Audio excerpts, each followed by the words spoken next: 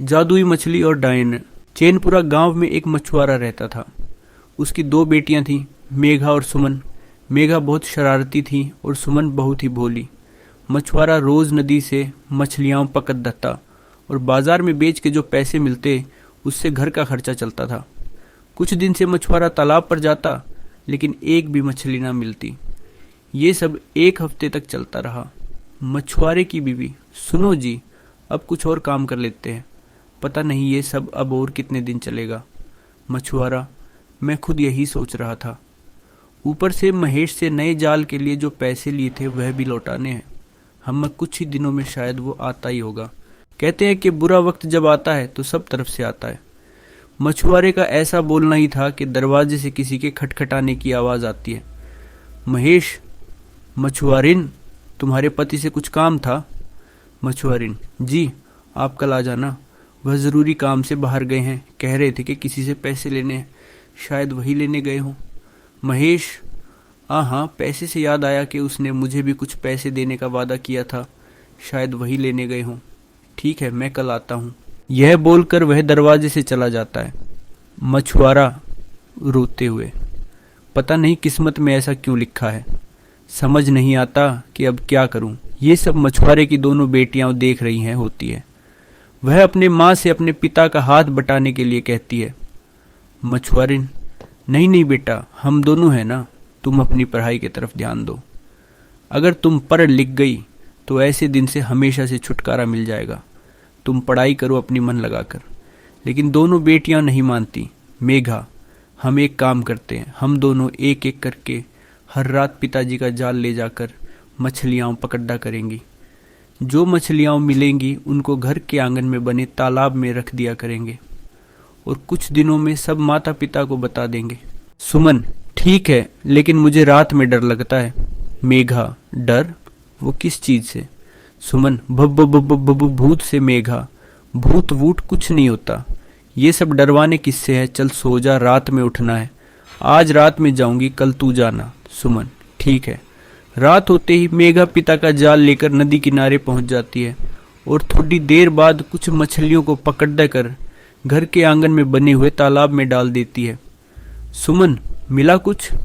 मेघा, हाँ, कुछ मछलियां तो मिली हैं, लेकिन एक दो दिन तक और काम करते हैं, फिर पिताजी को सब बता देंगे।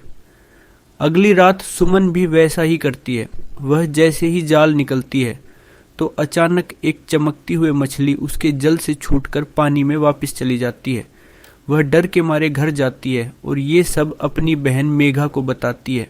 मेघा, कहीं ये वही जादुई मछली तो नहीं जिसके बारे में दादी बताया करती थी? सुमन, हैं, हो सकता है, लेकिन अगर वह कोई भूत हुआ तो? मेघा, चुप कर, कल देखती हूँ इस भूत को।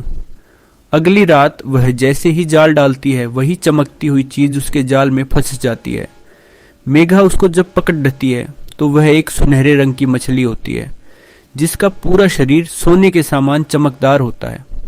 मछली, मुझे छोड़ दो। एक दिल लड़की, मुझे मालूम है तुम अपने पिता की सहायता करना चाहती हो, इसलिए तुम दोनों बहनें रात में आकर जाल लगाती हो।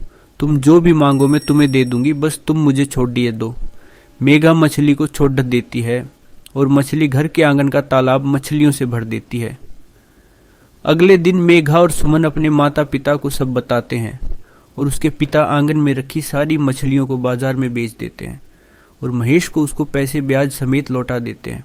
अगले दिन जब दोनों बहनें उस मछली का धन्यवाद करने वह जाती है तो मछली रोते हुए बताती है कि ये सब जो हो रहा है उसका जिम्मेदार उस पहाड़ी पर बैठी डायन है।